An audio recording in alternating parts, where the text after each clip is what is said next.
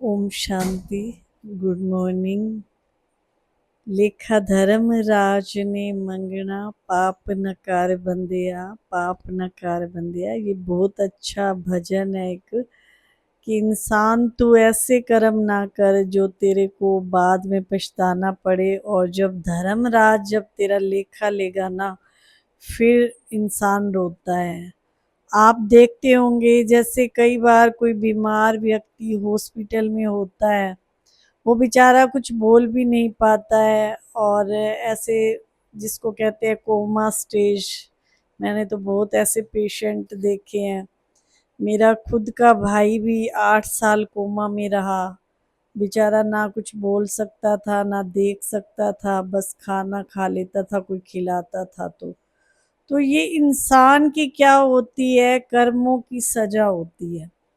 ज्ञान इंसान को होना बहुत ज़रूरी है। जब ज्ञान आ जाता है हर बात का, फिर हम दुखी नहीं होते हैं जो हम करते हैं। जैसे गीता में लिखा है, अर्जुन को श्री कृष्ण समझाते हैं कि हे अर्जुन, तू युद्ध कर, ऐसे क्यों देख रहा है, ये मेरे चाचा है, मामा है, काका है।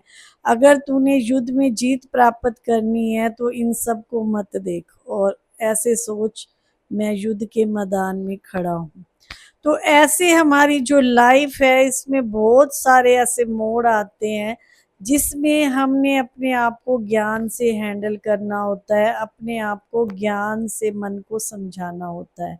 कई बार आज हम ज़्यादातर देख रहे हैं कि छोटी छोटी बातों में इंसान डिस्टर्ब हो रहा है, टेंशन में जा रहा है। क्यों क्यों जा रहा है? क्योंकि उसको समझ नहीं है। मान लो किसी ने कुछ कह दिया थोड़ा सा, तो उसको नींद नहीं आएगी, उसी के बारे में सोचता रहेगा। तो अगर हमारी गलती नहीं है, मैं तो ये कहती हूँ, अगर आप सच्चे हो, आपकी गलती नहीं है, तो आपको ज़्यादा सोचने की ज़रूरत नहीं है। साँच को आँच क्या है? अगर आप सच्चे हो तो फिर डरते क्यों हो किसी से?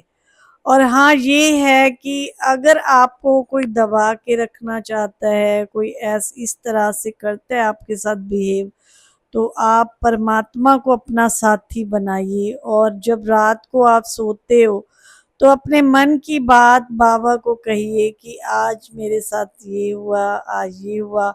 तो आपको महसूस होगा कि हाँ, भगवान ने मेरी बात सुन ली, आप हल्के हो जाओगे। अगर किसी इंसान को अपनी बात सुनाओगे, तो आपके मन में ये डर लगा रहेगा कि हाय वो बता ना दे, या उसको वो कह ना दे। अगर आपने भगवान को सुना दी, भगवान को अपना साथी मान लिया कि हाँ, वो भगवान मेरा साथी है, तो आपको जो है किसी भी तरह से डर नहीं लगेगा। छोटी छोटी बातों का जो है कैसे इंसान को जो है भुगतान करना पड़ता है, ये हमारे सामने रामायण में भी क्या है, एग्जाम्पल है। जब राजा दशरथ जो है जा रहे थे शिकार करने, तो उन्होंने किसको मारा था? श्रवण को मारा था। उन्होंने सोचा कि नदी में कोई जो है पानी पी रहा है, कोई मतलब पशु या कोई ऐसी चीज पानी पी रही है। उन्होंने अपना जो तीर है ऐसे छोड़ दिया, और वो श्रवण को जाके लगा। तो आपने रामायण में देखा होगा कि उसने क्या कहा, फिर उसके माता पिता ने यही कहा कि जैसे हम औलाद के बिना तड़फ तड़फ के मर रहे हैं, और आप भी ऐसे क्या होगे, तड़फ तड़फ के मरोगे।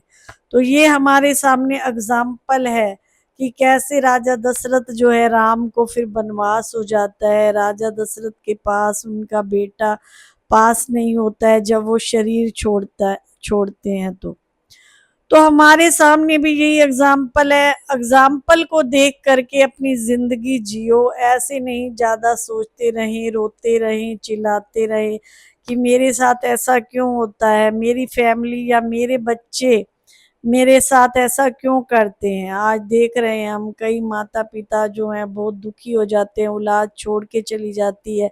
एक संतान है, वो शादी, मान लो विदेश में गया बेटा, उसने विदेश में ही शादी कर ली, तो माँ बाप पीछे से रोते रहते हैं। तो हमको क्या करना चाहिए, लाइफ में जीना आना चाहिए कि हमको लाइफ में कैसे जीना है। अपने मन को जिसने समझाना सीख लिया, अपने मन को पॉजिटिव सोच जिसने सिखा ली, तो वो कभी भी उदास और निराश नहीं होता है। और एक छोटा सा एग्जाम्पल मैं और देती हूँ। जैसे एक बार एक व्यक्ति था, उसको धन कमाने का बहुत रहता था और उसके कोई संतान भी नहीं थी। रियली मान लो, ये स्टोरियां जितनी भी हैं रियली हैं, हमारे ऊपर ही हैं।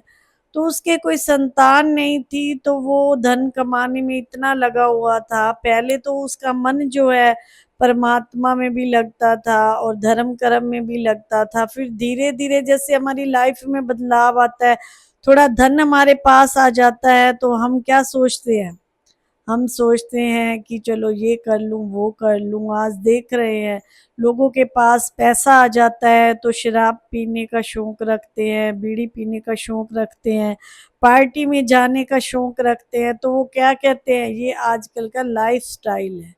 अरे भगवान ने इतनी अच्छी जिंदगी दी, क्या यही लाइफस्टाइल तो विदेशों में था पहले? हमारे इंडिया में इतना नहीं था जितना अब आ गया है। विदेशों की तरह ही बच्चे कपड़े पहनने लग गए हैं, लड़कियां हैं या कोई है, सोचते हैं जैसे हम बहुत अच्छे दिखते हैं।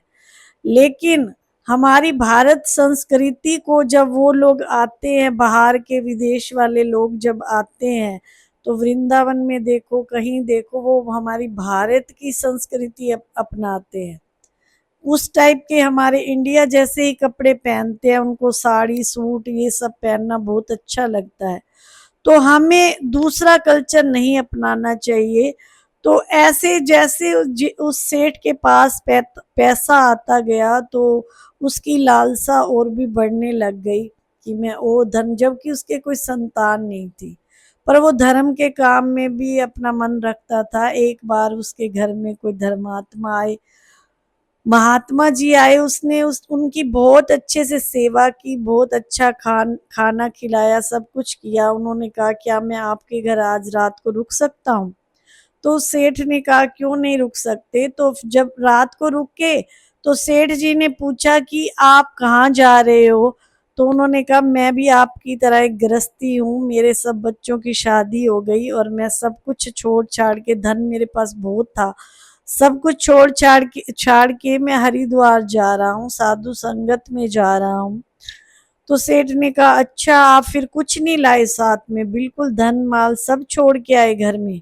तो बोले हाँ, बस ये मेरे पास जो लाठी है ना, इसमें मैं थोड़ी सी स्वर्ण मुंदिराएं लाया हूँ, ताकि आगे चल के मुझे जरूरत में थोड़ा सा काम पड़े तो मैं कुछ दान पुण्य और आगे कर सकूं।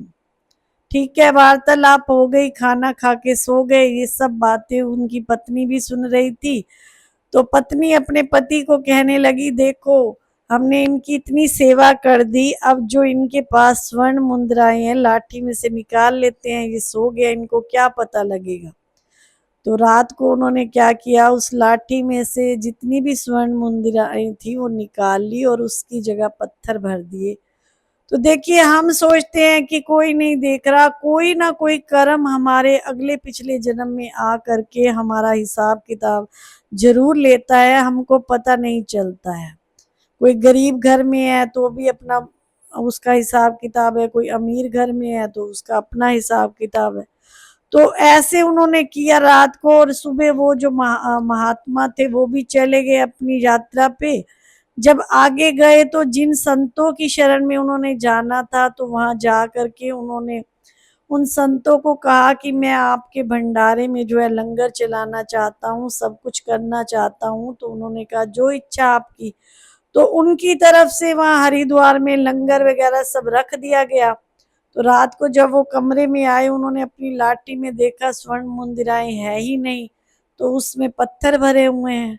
हैरान हो गया एकदम से, जो है उनके पैरों तले जमीन निकल गई कि ये मेरे साथ क्या धोखा हो गया। तो बोले अब मैं साधुओं को अपना कैसे दिखलाऊंगा, अपना मुख कैसे दिखलाऊंगा। तो ऐसे सोच करके उन्होंने रात को ही वहां पे आत्महत्या कर ली।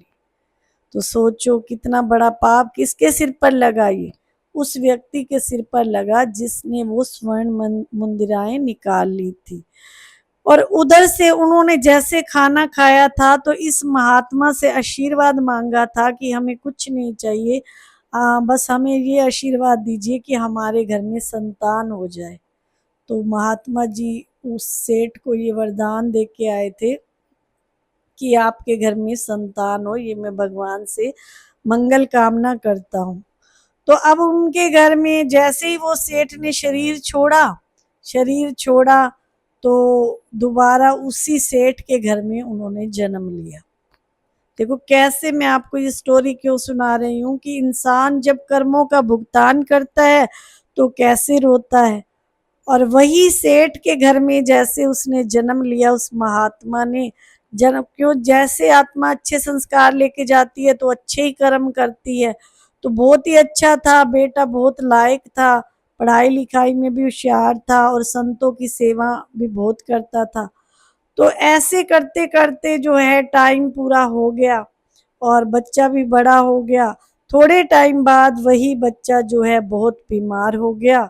बीमारी पे इतना पैसा लग गया कि सेठ का जो पैसा था सारा उस बेटे पे लग गया और जवान बेटा जो है बीमारी की हालत में चला गया।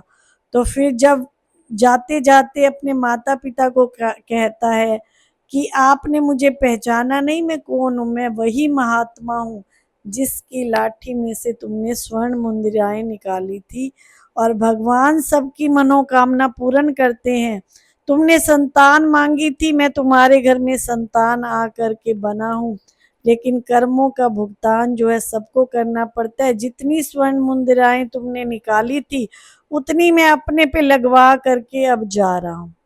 तो देखिए हम सोचते हैं ये मेरी संतान है, ये मेरी बेटी है। कई बच्चे आजकल देखते हैं जन्म लेते ही अभी उन जन्म लेते हैं लाखों रुपए लग जाते हैं हॉस्पिटल में। तो ये संतान भी हमारी हिसाब किताब लेने आती है। कोई देने के लिए आता है और कोई लेने के लिए आता है। तो हमें देखना है कि मैं किस किस तरह की आत्मा हूँ। मुझे कोई भी ऐसा कर्म नहीं करना चाहिए जो मेरा हिसाब किताब बने। अगर आंखों से बुरा देखेंगे तो हमारी आंखें नहीं होंगी, कानों से बुरा सुनेंगे तो हमारे कान नहीं होंगे, हाथों से बुरा करेंगे, आज किसी के हाथ नहीं है तो हाथों से जरूर बुरा किया होगा, पाँव नहीं है तो पाँव से जरूर बुरा किया होगा। तो ये सब कर्मों के हिसाब किताब है, इंसान को सोच समझ के करना चाहिए कि मैं क्या कर रहा हूँ। पिछले जन्मों का तो पता नहीं है हमने क्या किया था, लेकिन इस जन्म में तो हम संभल सकते हैं।